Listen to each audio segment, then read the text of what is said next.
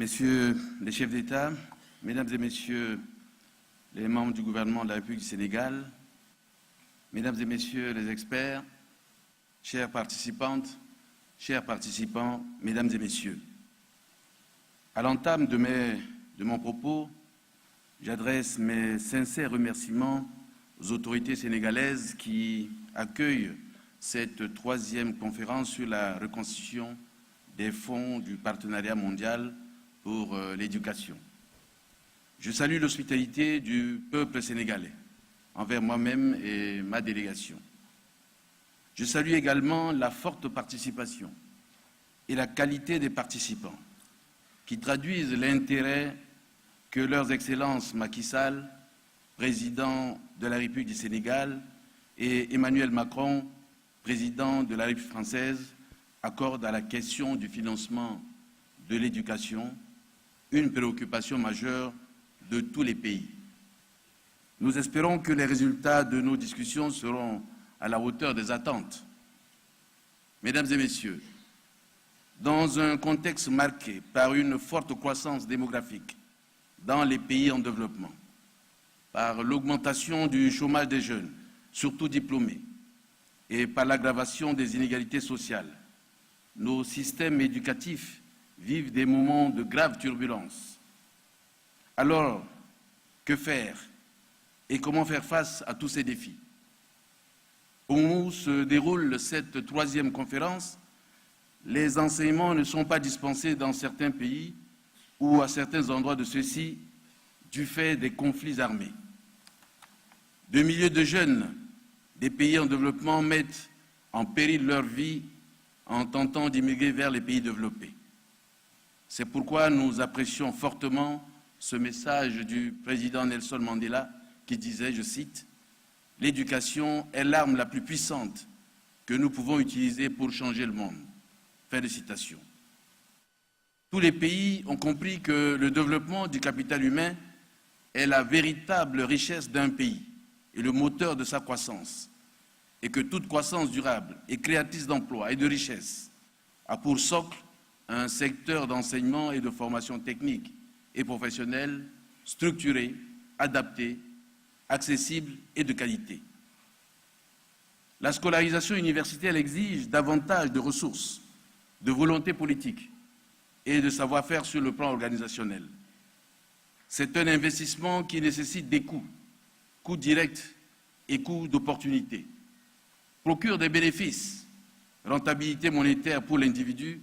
et rentabilité sociale pour la collectivité. L'éducation est l'un des facteurs de la mobilité sociale avec un effet direct sur la réduction de la pauvreté. Pourtant, le secteur reste encore sous-financé. Le manque de financement équitable et adéquat a été l'une des principales causes de la non-atteinte des objectifs de l'école pour tous, EPT en 2015, dans beaucoup de pays, selon le rapport mondial de suivi de l'EPT produit par l'UNESCO. La déclaration d'échéance, qui matérialise nos engagements dans le cadre de l'éducation 2030, reconnaît que l'ambition dans l'ODD 4 ne pourra être réalisée sans une augmentation significative, importante et bien ciblée du financement. C'est fort de ce constat et défi à relever que nous pensons que cette troisième conférence internationale de reconstitution des fonds du partenariat mondial pour l'éducation intervient à point nommé, car elle devra nous permettre de trouver des pistes de solutions à la mobilisation des ressources en faveur de l'éducation. Mesdames et Messieurs, pour en venir au cas de mon pays, il faut dire que dès son retour à l'ordre constitutionnel, suite aux élections présidentielles et législatives de 2015-2016, la République centrafricaine a développé et adopté un document cadre de politique nationale dénommé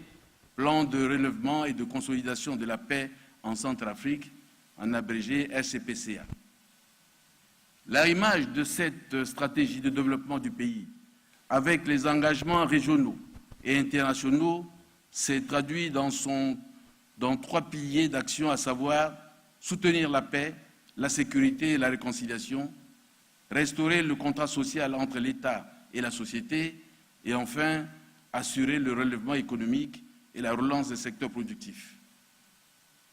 La République centrafricaine se félicite du soutien obtenu du partenariat mondial pour l'éducation à travers le programme d'appui au secteur de l'éducation qui avait amélioré substantiellement la qualité de l'enseignement au niveau préscolaire, primaire, au premier cycle secondaire dans le pays, mais dont les acquis ont été mis à dure épreuve par les derniers événements que le pays a connus. Le secteur de l'éducation, de l'enseignement technique, de la formation professionnelle, de l'alphabétisation constitue toujours une priorité sécurisée. En accord avec ces engagements, mon gouvernement a lancé un vaste programme d'élaboration d'une politique nationale de redynamisation de l'éducation. Le plan sectoriel de développement de l'éducation et de la formation en Centrafrique, en abrégé PSDEFC. Eu égard à ce qui précède, nous réaffirmons la vision que l'éducation reste une priorité forte et sécurisée, et que dans le contexte actuel de mon pays, l'éducation doit contribuer à l'émergence du potentiel et des valeurs dont le citoyen centrafricain est épris, aux fins de promouvoir la paix, la cohésion sociale, l'optimisation des ressources intellectuelles propres, celles de notre environnement socio-culturel, ainsi que celles des ressources naturelles de notre pays. Par ailleurs, nous nous engageons à pourvoir aux besoins des filles, des jeunes, des enfants les plus démunis, des adultes, des réfugiés, des enfants déplacés, des enfants apatrides et des enfants dont le droit à l'éducation a été compromis par des situations de guerre et d'insécurité. À l'occasion de cette troisième conférence pour la reconstitution des ressources financières du Partenariat mondial pour l'éducation, nous prenons l'engagement de mieux vulgariser le plan de relèvement et de consolidation de la paix en Centrafrique, d'assurer la réalisation du l'ODD 4, nous approprier l'agenda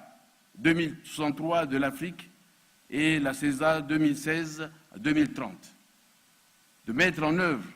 en les intégrant dans les programmes respectifs, les domaines prioritaires pour le développement de nos systèmes éducatifs,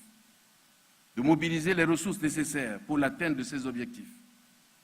d'axer les contributions de la République centrafricaine sur les valeurs cibles des dépenses courantes consacrées à l'éducation pour la période 2018-2020